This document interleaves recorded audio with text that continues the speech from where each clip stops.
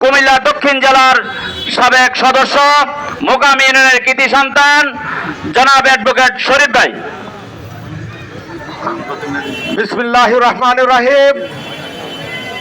আজকের এই সমাবেশের প্রধান আকর্ষণ বুড়িচং ব্রাহ্মণপাড়ার গণমানুষের নেতা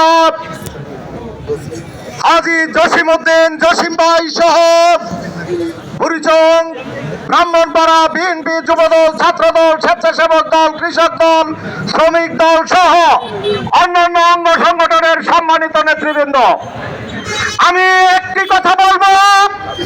বিগত দিনে আন্দোলন সংগ্রামে আমরা যাকে পেয়েছি সত্যি আমাদের প্রিয় নেতা হাজী জসিমউদ্দিন জসিম ভাই।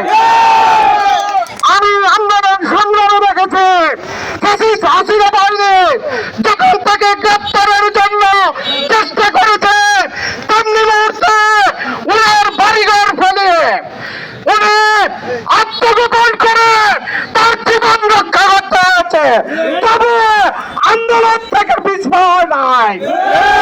এই আন্দোলনে ছিল, মাঠে ছিল, নেতা কর্মীদের পাশে ছিল। উনি নেতা কর্মীদেরকে ফেলে এই দেশের বাইরে যায় নাই। কিছু কিছু হাইব্রিড নেতা আছে, তারা দেশের বাইরে ছিল, দেশের বাইরে থেকে আছে, যারা বর্তমানে বিভ্রান্ত ছড়াচ্ছে।